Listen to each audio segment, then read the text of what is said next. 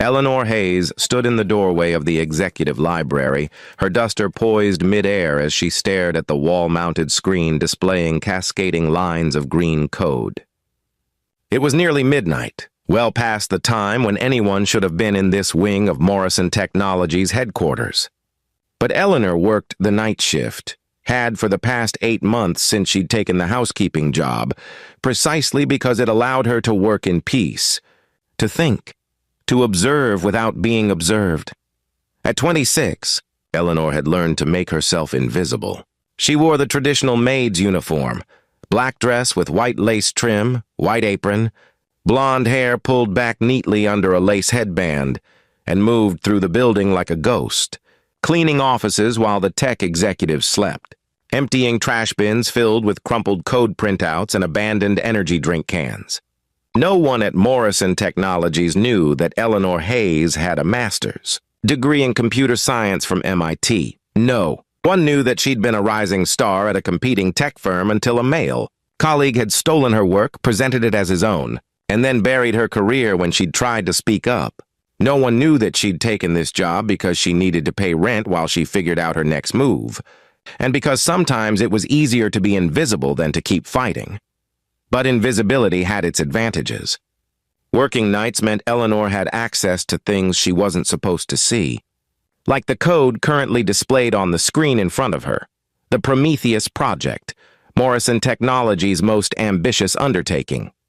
A machine learning algorithm that was supposed to revolutionize financial modeling, potentially worth hundreds of millions of dollars, except it was broken, fatally, catastrophically broken. Eleanor had been watching the project's progress for months through the discarded notes and overheard conversations of exhausted programmers. The system kept producing errors, crashing at critical moments, producing results that made no sense. The company had poured 3 years and nearly $200 million into development, and it was failing. She shouldn't care. This wasn't her company, wasn't her problem. She was just the cleaning lady. But Eleanor's fingers itched as she looked at the code. She could see the problem. It was in the base architecture, a fundamental flaw in how the neural networks were structured. The fix would require rewriting significant portions of the core algorithm, but it was fixable. She knew how to fix it. Before she could talk herself out of it, Eleanor set down her duster and sat at the keyboard. Her yellow cleaning gloves felt awkward against the keys, but her fingers flew across them with practiced precision. She pulled up the source code, navigated through thousands of lines of programming, and found the flaw she'd suspected was there. "There you are," she whispered, highlighting the problematic function. "You're trying to process recursive data structures through a linear framework. No wonder you keep crashing." Eleanor's mind raced through solutions. She could restructure the data handling, implement a more dynamic memory allocation system, refactor the way the neural networks communicated with each other. It would take hours, maybe days to fully implement, but she could sketch out the framework right now, prove the concept. "What the hell are you doing?" Eleanor jumped, her heart hammering as she spun in the chair to face the voice. A man stood in the doorway, tall, dark-haired, wearing a navy suit despite the late hour.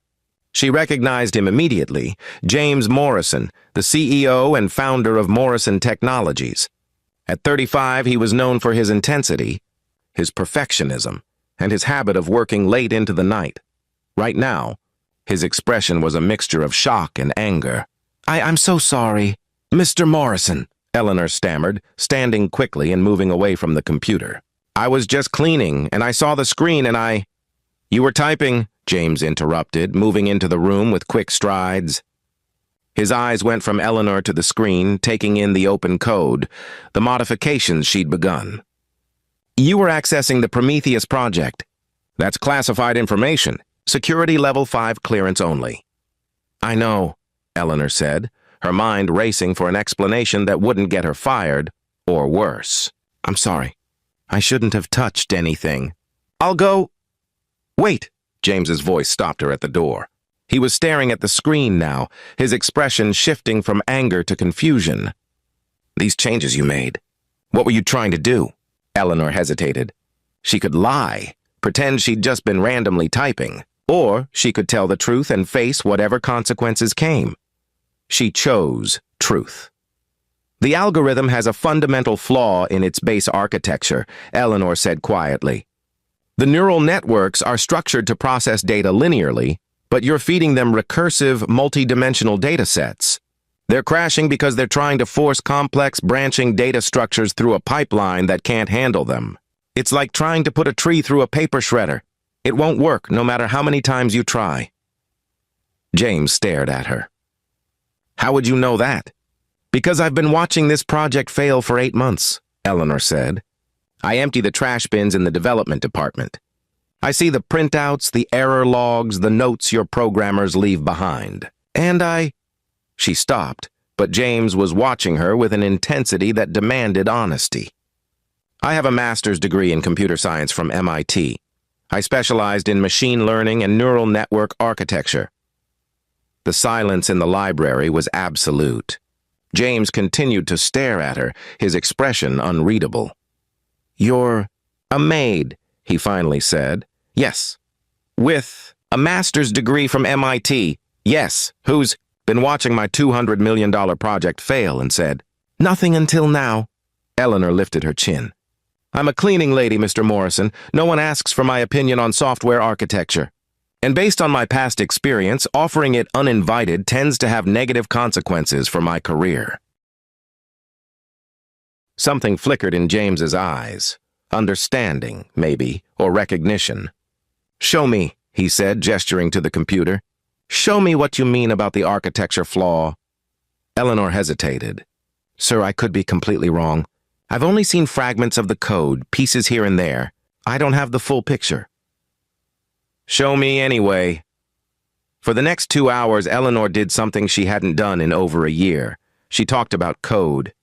She explained the flaw she'd identified, walked James through the cascading errors it was creating, and sketched out a solution that would require significant restructuring but would, she believed, fix the core problem. James listened with an intensity that was almost unnerving, asking sharp, insightful questions, challenging her assumptions, pushing her to explain her reasoning. It was exhilarating and terrifying in equal measure. This would work, James finally said, staring at the diagrams Eleanor had drawn on the whiteboard. This would actually work. My team has been trying to fix this problem for 6 months and you just solved it in 2 hours, while wearing yellow rubber gloves. Eleanor looked down at her hands, still encased in the cleaning gloves, and felt a hysterical laugh bubble up. I forgot I was wearing them. Eleanor, James said, and something in his voice made her look up. Why are you working as a cleaning lady? The question hung in the air. Eleanor could deflect, could give him a simple answer.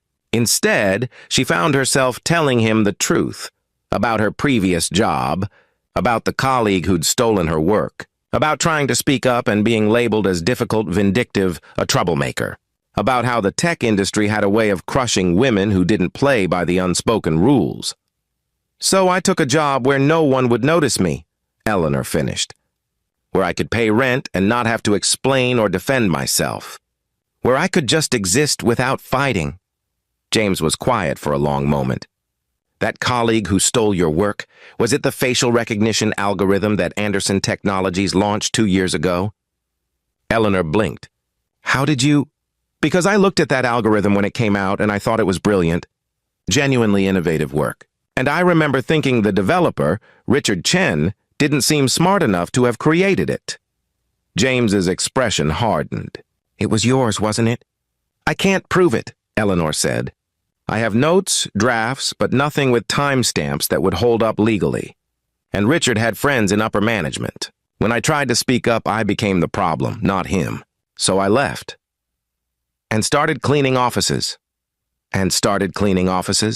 Eleanor confirmed. James walked to the window, looking out at the city lights. When he spoke again, his voice was careful, controlled. I'm going to make you an offer, Eleanor. And I want you to really think about it before you answer, because I suspect you have reasons to be suspicious of offers from male CEOs in tech companies. Eleanor's heart hammered. Okay. I want you to join my development team, not as a junior programmer, as a senior architect. I want you to lead the team that fixes Prometheus. Full benefits, market rate salary for someone with your experience, And I'll put it in your contract that any code you write remains attributed to you, with legal protections against intellectual property theft. He turned to face her. But more than that, I want to know why you didn't speak up before. You've been watching this project fail for months. You could have approached someone, said something. Why didn't you? Eleanor met his eyes. Because in my experience, Mr. Morrison, when women in tech speak up, especially women who should know their place, they don't get listened to. They get labeled as difficult. They get pushed out. And I couldn't afford to lose another job, even a cleaning job. So I stayed quiet. That's unacceptable, James said, and there was anger in his voice. But Eleanor sensed it wasn't directed at her. It's unacceptable that you felt you couldn't speak. It's unacceptable that you had to hide your expertise and work nights cleaning offices when you should have been building something extraordinary. He paused. I can't fix what happened to you at your last job, but I can give you a chance here, a real chance, with protections and support and the respect you should have had all along. Eleanor felt tears prick her eyes. Why? She asked. Why do you care? Because my mother was a programmer in the 70s, James said quietly. She helped develop some of the early operating systems that everything we use today is built on. And she spent her entire career watching men take credit for her work, watching her ideas get dismissed until a male colleague repeated them. She died 5 years ago, never having received recognition for what she created. His voice grew rough. I built this company promising myself I'd create something different. A place where brilliance got recognized regardless of who it came from. And I just found out I've been literally walking past that brilliance every night, watching it empty my trash cans. Because the system is so broken that extraordinary women have to hide just to survive. He extended his hand. So this is me asking you to stop hiding, Eleanor. Come work for me. Help me build something worth building. And let me prove that not all tech companies are the same. Eleanor looked at his outstretched hand, then at his face, searching for any sign of insincerity or hidden agenda. All she saw was genuine respect and a determination that matched her own. She took off the yellow rubber gloves, set them carefully on the desk, and shook his hand. I'll need that in writing, she said. The contract, the protections, all of it. You'll have it by morning, James promised, along with a formal apology from me for not noticing sooner that I had someone brilliant working nights when she should have been in the development meetings. 6 months later, Eleanor stood in front of the Morrison Technologies Board of Directors, presenting the completed Prometheus project. The algorithm that had been failing catastrophically was now performing beyond initial projections, revolutionizing financial modeling in ways that were already generating hundreds of millions in revenue, and Eleanor's name was on it. Not as a footnote or a minor contributor, but as the lead architect, the person whose vision had saved the project and transformed the company. The board gave her a standing ovation. James, sitting at the head of the table, smiled at her with unmistakable pride. After the meeting, as Eleanor was gathering her materials, James approached her. You know what the best part of this is? He asked. The fact that we didn't lose $200 million? The fact that you're not the only one anymore, James said, gesturing to the development floor visible through the glass wall. Since we promoted you, we've hired 4 more women for senior positions. And we've instituted policies to review all code contributions with attribution protections, regardless of who submits them. You changed more than just Prometheus, Eleanor. You changed our entire culture. Eleanor felt emotion tighten her throat. I just wanted to fix the code. You fixed more than that, James said. You fixed a system that was broken. And you proved that brilliance doesn't care what you're wearing or what job title you have. It just is. 2 years after that night in the library, Eleanor stood on a stage at a tech conference, no longer wearing a maid's uniform but a professional suit, telling her story to hundreds of aspiring programmers. She talked about the night she'd been caught fixing code while wearing yellow rubber gloves, about the CEO who'd chosen to see her expertise rather than her job title, about building a career from the ashes of a previous one. Sometimes, Eleanor told the audience, we have to hide to survive. We take jobs that don't match our abilities because we need to pay rent and rebuild our confidence. We make ourselves small because the world has punished us for being big, and that's okay. There's no shame in survival." She paused, meeting the eyes of young women in the crowd who looked like they understood exactly what she meant. "But if you're lucky," Eleanor continued, "someone will see you anyway. Someone will look past the uniform or the job title or the circumstances and recognize what you're capable of. And when that happens, when someone offers you a chance to stop hiding, take it. Take it and show them what you can do." In the audience, James Morrison smiled, remembering a night when he'd found his cleaning lady solving a problem that had stumped his entire development team. He'd almost been angry, had almost called security, had almost missed the most brilliant hire he'd ever made. Instead, he'd asked her to explain. He'd listened, and he'd offered her a chance. Sometimes the most valuable people in an organization are the ones you're not looking at. Sometimes brilliance is hiding in plain sight, wearing rubber gloves and pushing a cleaning cart, waiting for someone to notice that the person emptying the trash bins could also revolutionize your entire company. The lesson wasn't just about recognizing talent. It was about creating an environment where talent didn't have to hide in the first place, where women didn't have to make themselves invisible just to avoid being hurt, where expertise was valued regardless of who possessed it. Eleanor had started as a cleaning lady and become the CTO of one of the most successful tech companies in the country. But the real transformation had happened that night in the library, when a CEO had chosen to listen to a woman in a maid's uniform, and both of their lives had changed forever. Because sometimes, the person who can solve your biggest problem isn't the one in the corner office. Sometimes she's the one cleaning it, and the only question is whether you're paying enough attention to not.